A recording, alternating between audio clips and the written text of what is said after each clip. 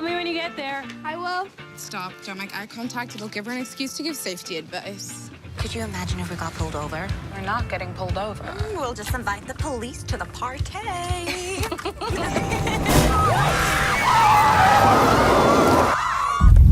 think you have a leak in your radiator. Our car is giving us issues, and we need a place to stay for the night. Oh, you don't want to stay here? We don't really have a choice. Well, guess it's time to start the slumber party!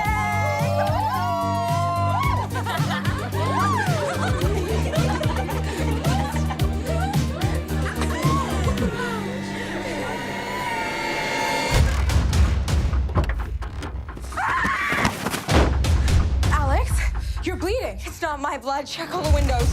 What is going on? Now! No matter what he does, we are ready. Russ is alive and killing.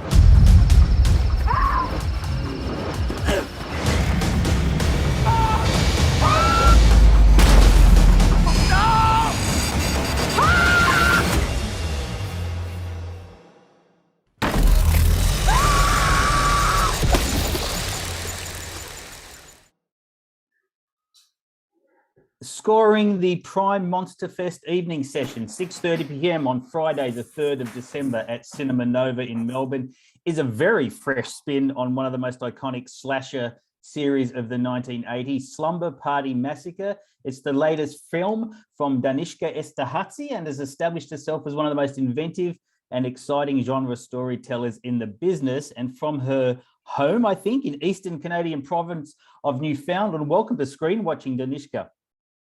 Hi, nice talking to you. Nice talking to you. Let's jump straight into what you do with this great film.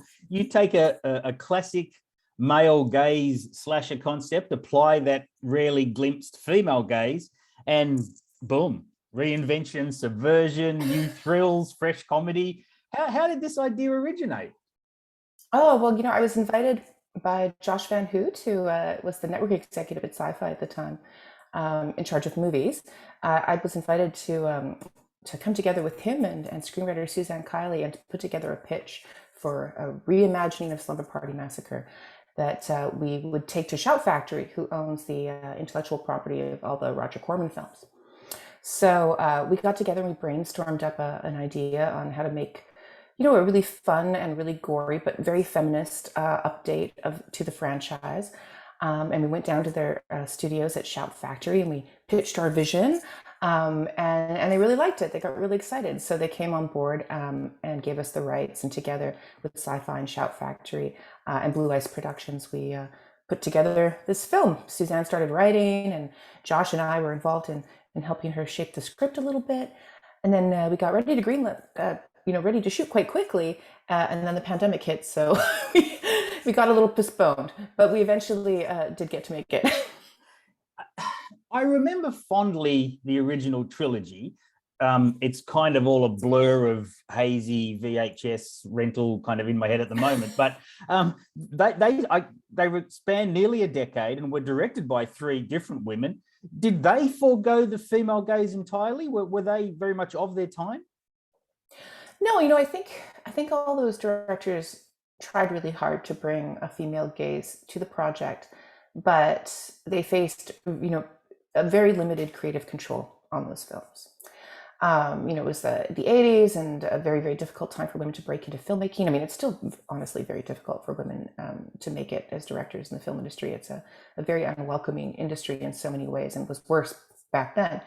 So, you know, they were given these opportunities to create films, which was incredibly valuable, but the films were marketed in a very specific way. You know, they were meant to be late night sexploitation films. And, you know, the price tag of making these films was they had to deliver a certain amount of female nudity. And so they did. But, you know, if you watch the films, you know, even though they buy into that same male gaze of the period, there are lots of wonderful little subversive elements in this story. You know, in the original, the younger sister Courtney is sexually liberated as a young woman, and she has a very dry sense of humor. And the older teens are, they're not just cardboard characters. They have interests. They like sports. They're sarcastic. They have complex friendships. They're really. I think the writers and directors tried to create fully fleshed characters in a time when women in horror were represented in a way that was extremely shallow. So. So I think they contributed to the conversation and the evolution of horror, but they just, they were working within their time. Has the original's director, Amy Holden-Jones, or number two's Deborah Brock, or number three, Sally Madison, have they seen or commented on your film? What do you hope they'd say? Well, I watched and read a lot of interviews with Amy Holden-Jones before starting this project. I already knew the movies, and I already really liked the movies, but I wanted to know a bit more about, their experiences and her experiences and what she faced as a director at the time. I didn't actually meet her when I made the film, but I tried to build within the film a lot of elements that celebrate her work. I think she's a really strong director. She came from editing. Her pacing and her composition in the original film is really outstanding for a first-time director. It was her first feature film. And I thought, okay, I want to celebrate what she contributed and what she did in this movie, and not just imagine that I'm going to do everything better. I want to build on what she's built. And when I was live tweeting during the broadcast, Amy did jump on, and we did have some really nice exchanges on Twitter. And she wished me the best and said that she hoped the film, would be really successful and that people would really enjoy what I was trying to do. And that was very, very touching to me, and it made me feel very happy. That's lovely. So you spin so many 80s slasher tropes, just 180 degrees, but what had to stay? What did you still have to honor from the genre to make your Slumber Party Massacre work? Well, I needed Russ Thorn. Russ Thorn is an amazing slasher killer, and I really loved the original performance of Michael Valea. It's so wacky and intense, and just it's really unique. And I thought, I don't want to change that. I want to try and capture and build on that, because it's one of the things that makes the film so fascinating. And so when we were casting, I really wanted someone who I thought could not be a pure mimic, but who could bring the physical body language and the deliveries of another actor, of Michael Valea, into the role. And so we found Rob Van Vuren, who's an amazing South African actor who comes from a really strong sketch comedy background. So his comic timing is incredible, but he also has fantastic physical acting abilities. And he watched the movie a lot, and he watched a lot of interviews with the original actor. And he brought a lot of these small mannerisms from the original film in recreating his Russ Thorn, which I thought was very satisfying and really fun. But then, he also made the character his own. Well, now that sort of leads into my next question entirely. The driller killer himself, I was, as you say, I was fascinated at how outwardly he's that sort of grimy alpha male predator type, but his speaking voice, it's not what one expects. And so I was wondering if, and I don't remember the original being like that. It may have been. Tell us about applying the gender switch principles to the classic sort of slasher villain. Well, the original actor did have a pretty high-pitched voice. I didn't realize that.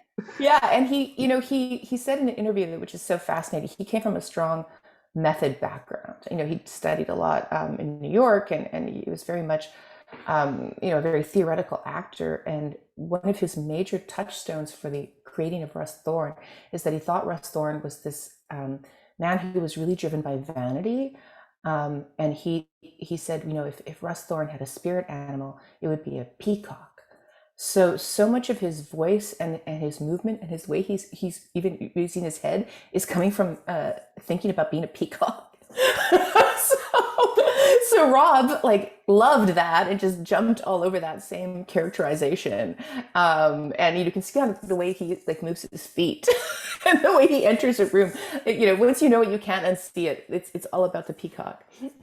That sounds wonderful. That's extraordinary where the inspiration comes from on some of these films. It's I guess we should talk about the killing device, the drill itself. There's a very funny moment in the film where you mimic the the iconic poster design and shoot between the legs, which caused a lot of controversy back in the day. Yes. working with that tool, for want of a better phrase, was that that must have been a challenging health and safety issue on set. Yeah, there's so many things about the tool. Like, obviously Amy Holden-Jones was making a really strong statement about phallic imagery and patriarchy. And I think it was quite groundbreaking in the original film that she had this really bold phallic imagery. She talks a lot about the original movie being a metaphor for young women's sexuality and fear of losing their virginity and fear of sexual assault. And she brought a lot of that into the imagery. Now it's 2021 and phallic imagery isn't so groundbreaking anymore, so it's, I think, a little more comic.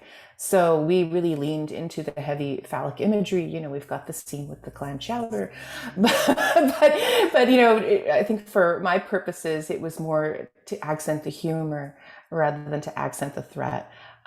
Because the idea of a man running around waving his giant electric drill, I think it's something that a younger audience today just finds very ridiculous.